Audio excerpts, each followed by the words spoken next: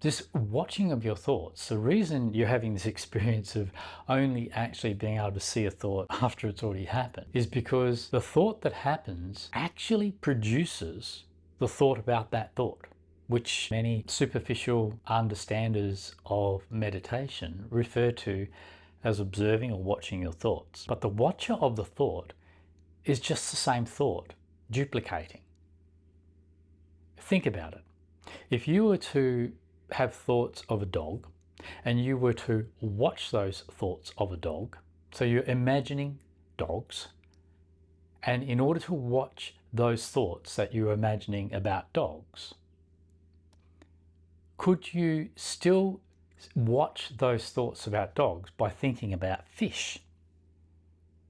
You find you can't, because the thoughts that you're having about the dog is actually a duplication. Watching of that thought is actually a duplication in recognition of the thought that you're watching. So all you have there is the activity of thinking about thoughts, thinking about the thoughts that you believe or think or imagine you are watching. But there is no watcher. You cannot watch your thoughts other than duplicating the very thoughts you are watching. Otherwise, what will you see? You will see nothing at all, or you'll see the projection of the thoughts you happen to be deliberately thinking. So there's no watcher of thoughts. This is just a delusion of superficiality that's been repeated over years, over hundreds, perhaps thousands of years. It's not meditation, it's just increasing the volume of thinking. So what are we looking at there? We're looking at thinking. What is a thought? A thought is an image. An image is, let's say, something imagined to be there. So images are imagined to be inside of us, let's say. And in imagining those images, we understand that that which is imagined isn't really there. It's just a convenient activity. It's just an activity and the way in which we produce thought. So we imagine thought, we imagine a word, we imagine an image. The imagining of it doesn't bring anything real into existence. Whatever the image is of, the thing that it's of isn't existing by our imagining. The fish isn't there, the dog isn't there, the elephant isn't there, the problem isn't even there. We imagine these things and we believe that imagining is really there, then we're delusional. So to believe that your thoughts are really there is a common mistake, but it's delusional. When you really bring it back to what is a thought, nothing other than an image. And images, even a child knows that what they imagine is only imagined, which means it doesn't really exist. So all of our thinking is our own creation. All of our thinking is an imagining. Yeah? Human beings invented thinking. Human beings invented language. Human beings had the capacity to create images, imaginings, based on the real thing. But they know that those imagings, that those imaginings are not actually there. There are no thoughts. You can't pin down a thought. But because we think all the time, well, most human beings are thinking all the time, they don't get to discover that thinking is not actually there, that it actually completely disappears the moment it comes into existence. So a thought is one thought. Thinking is a continuation of many, many thoughts. But each thought is just an image in its own right, an image separate to the other images, if you like. And each thought being an image, each thought isn't really there. It's just an image. So when we repeat thoughts because we're thinking about things, worrying about things, fretting about things, contemplating things all the time, or we're using a meditation technique, which is repeating thoughts over and over again, we create this experience for ourselves is those thoughts are always there. But thoughts are not always there. A thought only exists for an instant. And I'm not really meaning it exists in its own right as it really exists. I'm meaning that it only appears to exist, or therefore it simply appears for an instant. And then it's gone. And then what do we have? We have thoughts about that thought. So the observer of one's thoughts is, the observing of one's thoughts is actually, if you're doing that when you think you're meditating, what are you really doing? You're just sitting there noting every single thought you've had. In other words, thinking every single thought that shows up. And we won't go into where that's coming from right now. I'm just trying to clear up this confusion that the gurus for thousands of years have bastardized meditation with. You are not observing something separate from the action of the observer. When you think you're watching a thought, you are projecting that exact same thought. You are duplicating that thought and projecting, duplicating, projecting. It's just the activity of thinking about thoughts. As soon as you stop thinking about thoughts, now this is the first stage of the solution to this. When you understand that your thinking is not real, when you understand it's not an actual thing in its own right, but it's just an image, then you realize it's not there. The realization that it is an image is also the realization that therefore it's not really there. And if it's realized that it's not really there, then you don't treat it as so. You don't treat it as though it's there. So if it's not really there, what exactly are you going to be watching? What exactly are you going to be observing? And what's going to happen if you observe an image? You are duplicating that image and therefore keeping it going. You're interacting with your imaginings. Your interacting itself is imagination. So you're producing the thought as the watcher of the thoughts that you're watching and keeping it going. Both of these are delusions. And in fact, if you really look at it, we have the idea that we as the watcher do our own thinking, think our own thoughts. But if you look at this, first there's a thought and then he's able to watch the thought. So look at that. Do we think our thoughts as the watchers of our lives, of our experiences? Do we think our thoughts, or are our thoughts thinking us? If you look at it from the perspective of conditioning, you have to see that our thoughts are thinking us, that we become the way we are because of the thoughts that we are taught from the outside to think. And in thinking those thoughts, we produce a thinking process. So we're thinking the thoughts that other people have taught us to think. We produce that thinking process, and the continuation of that thought process of thinking thoughts that other people have given to us or taught to us.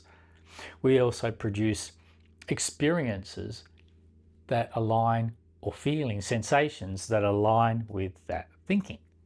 So if someone puts you down and you're thinking, you take that on, you feel insecure because of people have talked to you in a way that's derogative, and you take on those derogative thoughts and repeat those derogative thoughts, you create a feeling of, feeling lesser and unworthy and so on. And this is the product and the effect, the real effect in your body, felt in your body, is the real effect of feeling down because of the thoughts that you have taken from outside of you, and you have produced yourself and the experience of yourself, all imagined of course, because it's not true, it's not real that you're derogative, it's not real that you're stupid, it's not real that you're unworthy. It's just what you've learnt to think from outside of yourself. And so in this way, you've created an idea and a feeling of how it is to be you that is completely false, that is not aligned with the real you. And where did that come from? Those thoughts that you learned from outside of yourself, did you think them, or did they actually think you? Was that information the beginning of what you became as a result of receiving that information and repeating it about yourself to yourself? There are thoughts coming from outside of us, from people around us, from books, whatever. That thought is then picked up or then duplicated into a me, into a thought form of me. And that thought form of me is made out of the thoughts that I've been given. Therefore, I become that. I become just like that. But it's all a delusion. No thoughts are there. If you do not watch the thought, it will disappear. It cannot exist other than appear to exist momentarily. It cannot. It's exactly the same as a word. When I speak a word, how long does that word last? Okay, the word, it's gone. As soon as the sound is gone, the word is gone. The word and the sound are one and the same thing. They're gone. The word, the sound, and the thought are one and the same thing. As soon as you think, speak, and hear the word, it's gone. If you watch that word, you're actually remembering the word you spoke and repeating it to yourself. So watching your thoughts also requires that you remember the thoughts that have just passed, that have just gone. And so you're constantly keeping yourself stuck in a disconnection from the present and in a repetition of the past when you are using this ridiculous technique of watching or observing your thoughts. Of course, they use this technique to try and see through the delusion of thoughts, but you won't see through the delusion of thoughts that way. You have to realize what a thought is. So think about it again. What is a thought? It's an imagining. Is an image really there? Is an imagining really there? No, it's not. If it's not there, then it just appears to be there, and that's the nature of imagination. Imagination is an appearance in itself. The imagination and the imaginings both don't exist. Now, I had a very interesting question come to me from a talk I was giving last week from a lady, and she had noticed something quite subtle as well. And this subtlety that she noticed was that when she was saying to me, when I imagine, I'll try and get this as accurately as what she asked me, but the guts of it will be there, asking me, when I imagine something, I don't feel anything. There's no feeling in my body when I'm imagining something like that. So when I'm just imagining things, it's empty. There's no feeling there. So why is that? She said, is that because it's not real? I said, you're spot on. It's not real. It doesn't exist. So what you imagine is empty. There's no life to it, and it's gone as soon as you stop imagining it. And its effect is gone as well. You see, even the effects, meaning that if we imagine there's something dangerous in the room with us and it's not really there, we can create an effect of fear and feel that fear. But the moment that imagining stops, the fear's gone too. The moment.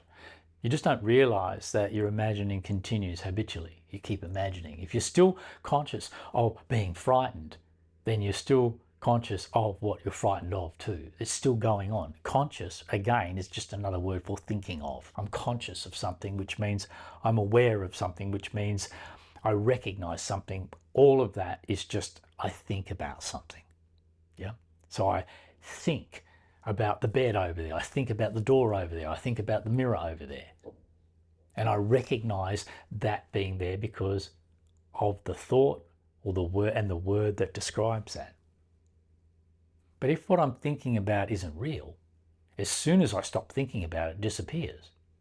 But because the mirror or the door are actually real, if I stop thinking about them, they don't go anywhere. They're still there. So this is a simple difference between what is delusional and what is real. What is real exists whether you think about it or not. And what isn't real only seems to exist when you think about it. And when you stop thinking about it, it's gone, disappears. Because it was never there in the first place. It was just an imagining and perhaps a projection of that imagining, but there's no felt sense in it. The body is never fooled by that. So it won't hang on to something that isn't real. Yeah. If it doesn't exist, if you're not really feeling what you think yourself into feeling, then the moment you stop thinking about yourself in that way or thinking about it in that way, you'll find it's over. So what to do? What are we going to do with this problem that all of these meditation teachers all over the world are just misguiding people into this impossibility of observing your thoughts? You cannot observe your thoughts. It can't be done. Observing your thoughts is just having a thought. So this is the trap of thought. And then the thinking there is the observer or the watcher there is completely against what they're trying to achieve. Theoretically, they're trying to achieve the end of that watcher, the end of that eye, and all they're doing is in these techniques is practicing that eye, practicing that watcher, practicing that observer, just keeping it going, which keeps the illusion going, because one and the other are both the same illusion. They're both just thinking. Just thinking. So what's the alternative? You got to go deeper. Don't get stuck there. Don't get stuck in any production of your thinking. All spirituality, all religion is absolutely 100% dependent on the ideas that form them. And all spiritual experiences and all religious experiences are 100% dependent on the ideas and the repetitions of those ideas that conjure those experiences that line up with those ideas. It all starts with thinking and ends with thinking, ends with the end of thinking. So this is just playing a game with yourself. If you can produce it, if it takes you to think about it, then it's not there. If it exists when you don't think about it, it's there. Whether you think about it or not, it's there. So what's in you that exists whether you think about it or not, and which you have no choice over, no choice to have or not have? It's not your thinking. Thinking comes and goes. When you're alive, in the time you're living, thinking comes and goes. Images come and go. Experiences come and go. So they're not really there in the first place. They're just the imaginings. So what is there that you are not responsible for? What is there that you have not conjured into experiences? What is there that you have not invented? What can't you get away from because it's really there? What can you do absolutely nothing about? You cannot impose your will on this. You cannot impose your ideas on this. Even when you do, it makes very little difference, if any. And so what is there is the live physical sensations of the body. The live living sensations of the body. So to break free of this delusion of imaging, which we call thinking, of thinking, which is also imaging, we simply have to go deeper into what actually exists. To break free of this concern of whether I'm deluding myself or I'm for real, break free of anything that you have control over and see what remains. So every idea you have, everything you've invented, everything you've learnt from someone else, everything that you can do to produce an experience in yourself, all that needs to go. So that all that remains is the lived experience of you. That's what's there. You, this living being. There you are, right there. And you know you're there because you're not making it up. You can't do anything to get rid of it. Right now, it's there whether you want it or not. It feels the way it feels, whether you want to feel that way or not. This is reality. Reality feels the way it feels, whether you want it to feel that way or not. Reality exists whether you want it to exist or not. It's not like your thinking and your imaginings. They can be played with. They can come and go depending on your conjuring, depending on your intensity of focus and so on. because we think so much, we overthink. And we think about the thoughts we've just thought. And this is all observing is, thinking about the thoughts that have just occurred. This is what is a little bit sad about these gurus and frauds. You know, they're just copies of other people. They never say anything original. They just say what the last guy said. It's a very easy way to see a fraud, is if they're saying anything like anyone's ever said before, they're not speaking their own thoughts. There's nothing original. They haven't actually found it for themselves. And what I'm talking about here is, it's clear that I've found this for myself, because I can turn around to speak to you and say, here, this is how you can find it for yourself too, and do it right now. You can find this for yourself. It's self-evident in the living flesh sensations of you. There it is, exactly the same as it is for me. Right there. There you have it. There you have something that you have no choice about. You can't get rid of yourself. Can't even change yourself. Can't do anything about it. Because you're not supposed to. That's a total mistake. The only reason people want to observe their thoughts and even meditate is because they're trying to do something about that. You can't do anything about your thoughts. That won't just keep your thoughts going, because anything you do, observing, is just duplicating what you're observing. Trying to control is just bringing in the conflict with what you're already trying to control. Duplicating the conflict with what you're acting on, the conflict with what you're trying to control. Or the fear, or whatever it happens to be. There's nothing you can do about it. But the main reason there's nothing you can do about your mental state, your thinking, is because you can't do something about nothing. You can't solve a problem that doesn't even exist.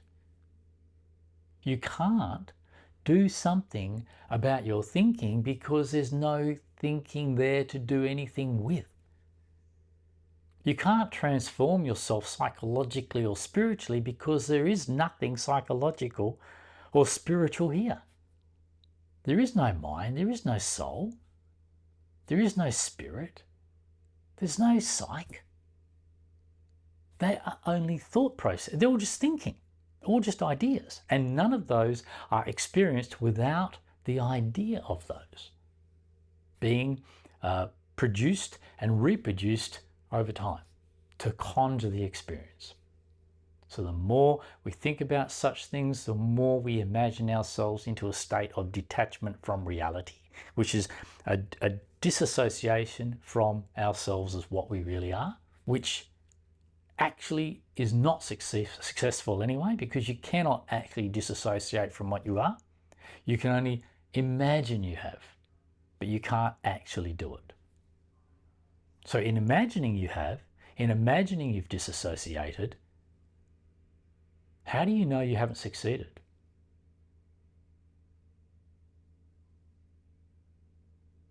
Because it's impossible not to know that you as a body are still there. Because it's a living, pulsating sensation. Sensation that is known because it's there.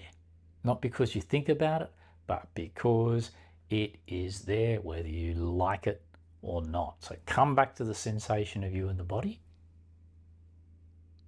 and do not get involved in this imaginary struggle with imaginary things, trying to achieve a change in yourself when there is no self there to be no such self, no mental self there to be changed. That is the illusion. That is why it's so bloody confusing for everybody. Because we're trying to deal with something that isn't there. What we need is to realize that it appears to be there, but images are not there. And the results of those images, of those thoughts about yourself, are not real. They are not the truth about you, but they have a very real effect. So these delusions, they're harmful. They have a real effect because there's something real there to be affected. But where is that real effect? It's not in the imagining itself. Like this woman said to me, when I imagine something, there's no feeling in it. Of course, because it doesn't exist. But if you imagine something about yourself for long enough, you produce the effect of that as a feeling or a sensation in your body. You alter the way it feels to be you into something that's been tainted by the way you think about you, and you suffer that. So when you think about yourself, you get it wrong and you change the way it feels to be you temporarily only. So how do you resolve that? If you're feeling any sort of distress, any sort of emotion that's troubling you, all you've got to do is stop thinking about it and go deeper into the feeling of it in your body. Challenge it. Don't be frightened of these nasty feelings. Challenge them. Feel them. Rather than trying to do something about them with your thinking, so don't think about them. Let that thinking go. Let it go on if it seems to be going on, and it will soon fade away as you go deeper into the effect that it's had in your body. And then going deeper into the effect that it's had in your body, that effect will soon dissolve. Your body will take care of it. Your body will automatically revert to its own natural frequency, its own natural vibration, its own natural way of how it feels. And that is real meditation. That's the meditation of the body. Thanks for watching. If you want to take your meditation and healing journey deeper, download my meditation app, Undo, which is available exclusively on my website, undoapp.com. Okay, bye for now.